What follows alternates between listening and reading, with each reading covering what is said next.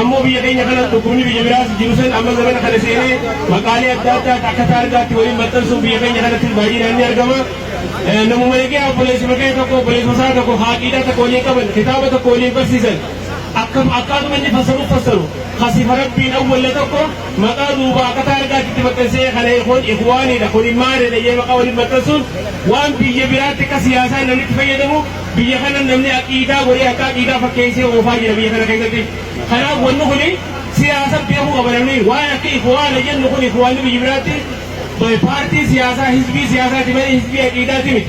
Warri wala kursiidhaaf deemu waan godhaaf deemu biyya keenya namni nama tokko obboleessuma isaa sheekuma akka isaa kitaaba akka inni fassaru aqiiduma akka inni qabu wahuma yaada wal dhabaniif yookiin wanta kana walii galuu jedhamanii isa duuba akka taargaa makeenaadhaati duubarraa inni kun ikhwaanaa inni kun mubtadi'aa yookiin daa'imni mudilliidha yookiin hizbii jireenii maqaa adda addaa nama baasuun biyya keenya kana dhufee ulamaa'ii duudaa fi garaa walii godhe baay'inaan biyya keenyaan hatta daawaratti illee gufuu hedduu namatti ta'ee jira jechuudha. Kanaaf waan kana hedduu namni waan kana irraa beekuu qaba.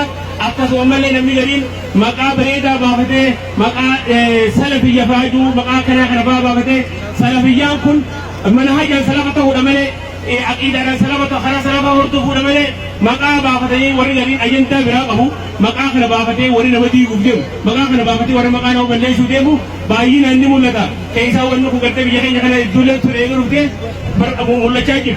Waan kan namni immoo ofirraa beekuu qabaa.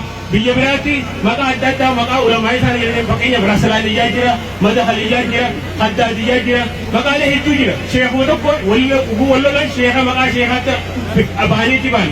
Baay'inaan karoorri isaanii nama biyya keessatti ta'addira qabu, nama biyya keessatti dhageettii qabu, nama biyya keessatti ulamaa biyya keessatti jijjiirama fidanii yaadamu irratti duulu abalu kun mubtadi'ee abalu kun daa'imni mubtadii jedhanii nama silaa biyya bu'aa buusu tokko maqaa balleessuudha baay'inaan. Ulamaa ta'anii dhufuudha, ulamaa arrabsuudha, kana uummaturallee ulamaa hedduu irraa haasawaa jirti, kana hedduu irraa haasawuu barbaadu ammoo namni duwidaa fi garaa ulamaa walii godhu namni ulamaa irratti duun ulamaa maqaa balleessu ulamaa ahlus sunnaadha ulamaa aqiidaa tawhiidaa qabdu. Biyya teenya tawhiidii irraa darasseellee Sheekh Abdallaa Qoqqoorraa eegalee ulamaa meeqaatu wareegame hedduutti kafalu ture. Sheekha keenya Shi'aadan Tuulaa faatu umrii isaanii irra fixee aqiidaan harinni guyyaa keessaa dhuftu aqiidaan tawhiidaa duraan ulamaa wareegamu guddaatti kafalan warra gurritti duudee faatu jira jechuudha. Kanaaf karaa keenya shuzuuza dhiibnee ulamaa keessaa kophoo deemuu dhiibnee jamaa lazzamnee ulamaa wajjin yoo deemu ulamaa wajjin yoo sadarkaafamu taate hawaasni keenya illee ulamaa jala yoo deemu jaalalti ulamaa wajjin yoo jiraate hariiroon nuyi iddoo jiraate barataa iddoo darasaa fi darasaa iddoo hariiroon yoo jiraate biyya kana jijjiiruu dandeenya. Wanni haariin guyyaa keessaa akka hunduraatti kafaasinaatti Yaman irraa yookiin Sucuudii irraa wanni fidu aqiidaan haariin dhuftu jirtu.